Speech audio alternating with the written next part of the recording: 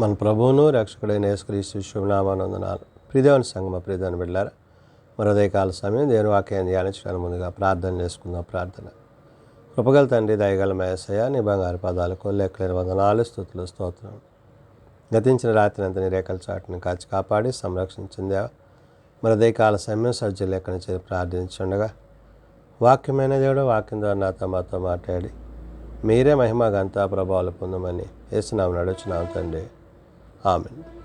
ప్రియదేవుని సంగమ నేడుదనకు ఏర్పాటు చేయడం వాక్య భాగము త్రిత్వము తరువాతి 11వ ఆదివారంకి ఏర్పాటు చేయబడిన పత్రికా వాక్య భాగము అపోస్తలుడైన పౌలు రోమీయులకు రాసిన రోమా పత్రిక 8వ అధ్యాయము 33 నుంచి 39 వచనాలు ఈ విధంగా రాయబడింది. త్రిత్వము తరువాతి 11వ ఆదివారంకి ఏర్పాటు చేయబడిన పత్రికా వాక్య భాగము రోమా పత్రిక 8వ అధ్యాయము 33 నుంచి 39 ఈ విధంగా రాయబడినది. దేవుని చేత ఏర్పరచబడిన వారి మీద నేరము మోపువాడెవడు? నీతిమంతులుగా తీర్చువాడు దేవుడే. పౌలు రోమా సంఘానికి పత్రిక రాస్తూ తీర్పు తీర్చువాడు అనగా మానవుని మీద, మానవుని యొక్క ఆలోచన విధానాల మీద పూర్తి బాధ్యత కలిగిన వారు ఎవరంటే తండ్రి అయిన దేవుడు. ఆయన మనలను నిర్మింపజేసి ఆయన పోలిక చొప్పున మనలను ఇక్కడ ఆయన ఉంచారు. ఆయన స్వాస్యాన్ని మనకు అనుగ్రహించారు. ఆయన జీవము మనలో ఉండబట్టి మనము ఆ జీవాత్మ చేత జీవిస్తున్నాము.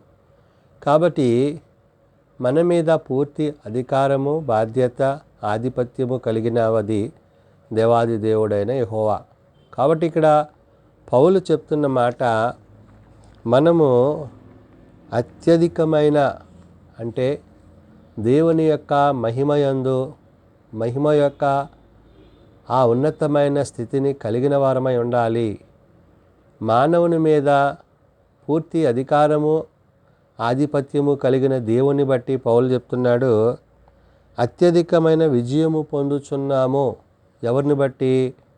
ప్రభువుని బట్టి, పరిశుద్ధాత్మను బట్టి, తండ్రిని బట్టి. కాబట్టి ఇక్కడ అందు విషయమై దేవుని చేత ఏర్పరచబడిన వారి మీద అంటున్నాడు. అంటే ఎవరైతే దేవుని చేత ఏర్పరచబడతారో, ఎవరైతే ప్రభు బిడ్డలుగా ఉంటారో, ఎవరైతే ప్రభు సాక్షులుగా ఉంటారో వారి మీద నేరము మోపువాడెవడు అంటున్నాడు. అంటే దేవుడే వారికి సమస్తాన్ని అనుగ్రహించి సమకూర్చిన ఆ దేవాది దేవుని మీద, ఆయన యొక్క బిడ్డల మీద నేరము మోపువాడెవడు అంటూ నీతిమంతులుగా తీర్చువాడు దేవుడే. నీ క్రియలను బట్టి, నీ ఆలోచనలను బట్టి, నీ తలంపులను బట్టి, నీ యొక్క విశ్వాస జీవితంలో నీవు కలిగి ఉన్నది ఏదైతే ఉందో దానిని బట్టి దేవుడు నీకు తీర్పు తీర్చువాడు. అంటే నీవు ఆయన చిత్తాన్ని అనుసరించి, ఆయన ఉద్దేశాన్ని అనుసరించినప్పుడు ఆయన నీకు సమస్తాన్ని సమకూర్చి జరిగించేవాడు. కాబట్టి ఇక్కడ పౌలు చెప్తున్న మాట ఏమని? శిక్ష విధించువాడెవడు? చనిపోయిన క్రీస్తు యేసే అంటున్నాడు. అంటే ఈ శిక్ష విధించడానికి అధికారం కలిగిన వాడు ప్రభువే. ఆ అధికారం కలిగిన ప్రభువే నిన్ను ఆ శిక్ష నుంచి ఆయన తప్పించగలడు. అంటే మన మీద పూర్తి అధికారము, ఆధిపత్యము కలిగిన దేవాది దేవుణ్ణి బట్టి మనము జీవిస్తున్నాము. అందుని బట్టి పౌలు అంటున్నమాట, శిక్ష విధించువాడెవడు? చనిపోయిన యేసుక్రీస్తే. అంతేకాదు, మృతులలో నుండి లేచినవాడును, దేవుని కుడిపార్శ్వమున ఉన్నవాడును, మన కొరకు విజ్ఞాపనము కూడా చేయువాడు ఆయనే. అంటే ఈ క్రీస్తు యేసు అను నరుడు అంటే దేవుని కుమారుడైన ప్రభువును బట్టి, ప్రభు చేయి కార్యాలను బట్టి పౌలు ఇక్కడ చెప్తున్నాడు. అంటే మన నిమిత్తము, మన పాపాల నిమిత్తం ఆయన పంపబడ్డాడు. ఆయన మన కొరకు మరణించాడు, సమాధి చేయబడ్డాడు, తిరిగి లేపబడ్డాడు. మన కొరకు తండ్రి యొద్ద ఆయన నేడు విజ్ఞాపన చేయుచున్నాడు, విజ్ఞాపనకర్తగా ఉన్నాడు. అంటే మన పట్ల పూర్తి ఆధిపత్యము, అధికారము, బాధ్యత కలిగిన కుమారుడిగా ప్రభు ఉన్నాడనే విషయాన్ని పౌలు గుర్తు చేశాడు. కాబట్టి అంటున్నాడు, క్రీస్తు ప్రేమ నుండి మనలను ఎడబాపువాడెవడు అంటున్నాడు. అంటే ఆయన ప్రేమ శాశ్వతమైన ప్రేమ, నిత్య ప్రేమ, నిరంతరము నిలిచే ప్రేమ. అలాంటి ప్రేమ మనము కలిగి ఉండాలి. కాబట్టి ఇక్కడ క్రీస్తు ప్రేమ నుండి మనలను ఎడబాపువాడెవడు? శ్రమ అయినా, బాధ అయినా, హింస అయినా, కరువైనను, వస్త్రహీనత అయినను, ఉపద్రవమైనను, ఖడ్గమైనను మనలను ఎడబాపునా అంటున్నాడంటే ఎన్ని ఆటంకాలు, ఎన్ని కష్టాలు, ఎన్ని ఇబ్బందులు, శ్రమలు, శోధనలు, ఇహపరమైనవి అనేకముని చుట్టుముట్టినప్పటికీ వీటన్నిటి నుంచి నిన్ను విడిపించగలిగినది నీ దేవుడైన యెహోవా. అంటే నీవు ఆయన యందు విశ్వాసముంచి, ఆయన ఉద్దేశాల యందు నిలిచి, ఆయన ఆలోచనల చొప్పున నీవు ప్రవర్తించాలి అనే మాటని ఇక్కడ పౌలు గుర్తు చేస్తున్నాడు. కాబట్టి క్రీస్తు ప్రేమ నుండి మనలను ఎడబాపువాడెవడు అని శ్రమ వచ్చినా, బాధ వచ్చినా, హింస వచ్చినా, కరువైనా, వస్త్రహీనత అయినా, ఉపద్రవం, ఇది ఏదైనప్పటికీ దేవుడు ఏం చేస్తాడంట? మనలను ఎడబాపున. అంటే దేవుని ప్రేమ అంతగా మనపైన తండ్రి తాను చూపిస్తున్న విషయాన్ని గుర్తు చేశాడు. ఇందును గూర్చి వ్రాయబడినది ఏమనగా, నిన్ను బట్టి దినమెల్లా మేము వధింపబడిన వారము, వధకు సిద్ధమైన గొర్రెలమని మేము ఎంచబడిన వారము అంటున్నాడు. అంటే మన నిమిత్తము, మన పాపముల నిమిత్తము, మన దోషముల నిమిత్తము ఆయన తన కుమారుని పంపించాడు. ఆయన మన నిందలను భరించాడు, మన కొరకు శ్రమపడ్డాడు, మన కొరకు సిలువ వేయబడ్డాడు, మన కొరకు తన ప్రాణాన్ని చెందించాడు. అంటే నిన్ను నన్ను రక్షించాలని, నిన్ను నన్ను విమోచించాలని తండ్రి యొక్క ఉద్దేశాన్ని ఆయన కుమారుడైన క్రీస్తునందు కనుపరిచిన విషయాన్ని పౌలు ఇక్కడ గుర్తు చేస్తూ, ఆయనను మనలను ప్రేమించిన వాని ద్వారా మనము వీటన్నిటినీ అత్యధిక విజయము పొందుచున్నాము అంటున్నాడు. అంటే ఇవన్నీ దేవుడు మనకి ఇవ్వడంలో ఉద్దేశం ఏంటంటే, మనము పాపము నుండి, మరణము నుండి విడిపింపబడి దేవుని నీతిని అనుసరించి ఆయన ఉద్దేశానుసారంగా జీవించవలసి ఉన్నది. కాబట్టే ఆయనను మనలను ప్రేమించిన వాని ద్వారా మనము వీటన్నిటిలో అత్యధిక విజయం పొందుచున్నాం. అంటే ఇవన్నీ కూడా జయించడానికి శక్తిని, బలాన్ని అనుగ్రహించేవాడు ఆయన. నిన్ను విడువక ఎడబాయక నీ పట్ల కృపచూపువాడు ఆయన. నీ ప్రతి అవసరతల్లో సహాయం చేయవాడు ఆయన. ఆయన మాట సెలవు చొప్పున ఇవన్నీ సమకూడి జరుగుచున్నవనే విషయాన్ని గుర్తు చేసి, మరణమైనను, జీవమైనను, దేవదూతలైనను, ప్రధానులైనను, ఉన్నవి అయినను, రాబోవినవి అయినను, అధికారులైనను, ఎత్తైనను, లోతైనను, సృష్టింపబడిన మరి ఏదైనను మన ప్రభు అయిన యేసుక్రీస్తు నందలి దేవుని ప్రేమ నుండి మనలను ఎడబాపనేరవని రూఢిగా నమ్ముచున్నాను. ఎన్ని ఇబ్బందులు వచ్చినా, కష్టాలు వచ్చినా, శ్రమలు వచ్చినా ఆయన నిన్ను విడువక ఎడబాయిక నీ ఎడల కృప చూపువాడు.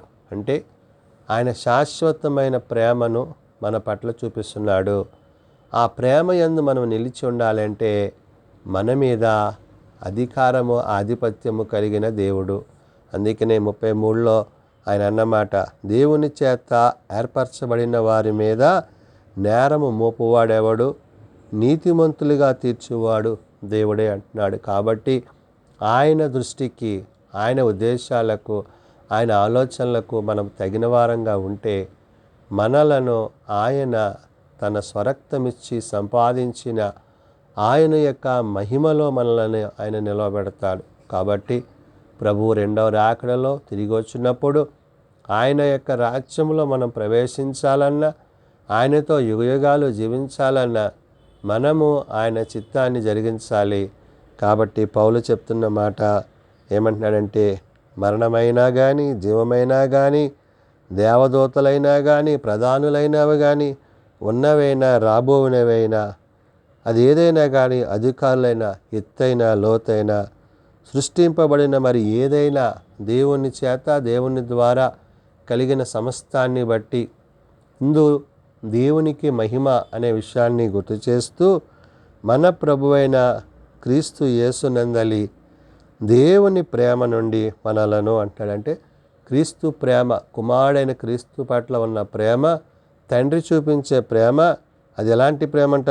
దేవుని ప్రేమ నుండి మనలను ఎడబాపనేరవని రూఢిగా నమ్ముచున్నాము. కాబట్టి మనం ప్రభువును బట్టి, పరిశుద్ధాత్మను బట్టి, తండ్రి యొక్క ఉద్దేశాలను బట్టి జీవిస్తూ ఆయన యొక్క రాకడ కొరకు ఎదురు చూస్తూ హృదయమందును ప్రవర్తన యందును ఆయన నీతిని అనుసరించి ఆయన యొక్క రాజ్యములో, నిత్యరాజ్యములో యుగయుగాలు జీవించేవారిగా మనమందరము ఉండాలని పౌలు రోమా సంఘానికి ఆనాడు తెలియచేస్తూ నేడు సార్వత్రిక సంఘానికి ఎవరైతే ఆయన యందు విశ్వాసం ఉంచువారై ఉంటారో వారందరికీ ఆయన తన ప్రేమను కనుపరుస్తున్నారు.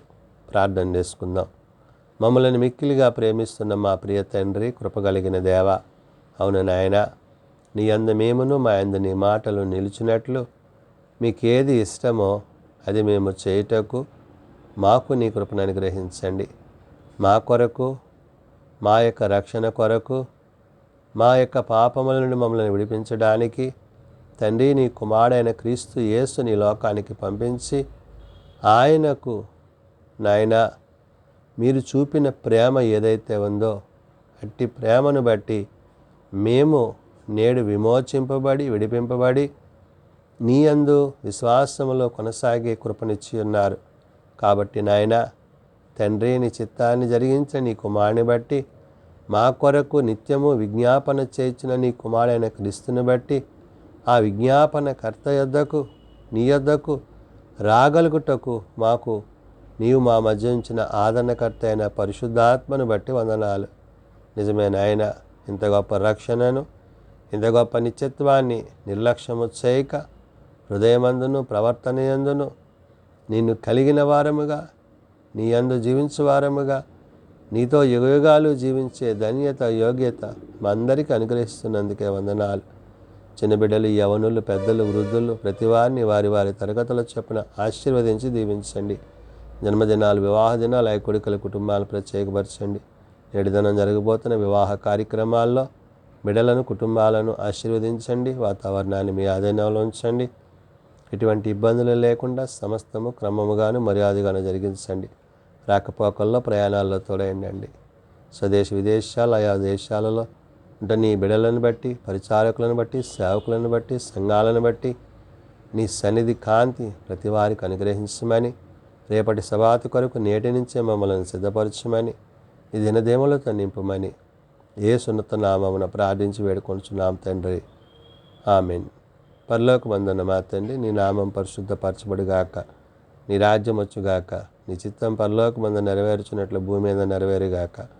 మా అనుదిన ఆహారము మాకు దయచేయము. మెడల అపరాధం చేసిన వారిని మేము క్షమించి ఉన్న ప్రకారం అపరాధములను క్షమించము.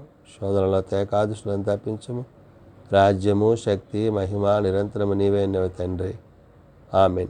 మన పరమ తండ్రి అయిన దేవుని ప్రేమ, ప్రభు అయిన యేసుక్రీస్తు కృప, పరిశుద్ధాత్మనిత్య సహాయము నిరంతరము సదా తోడైండి సంరక్షించునుగాక. ఆమేన్.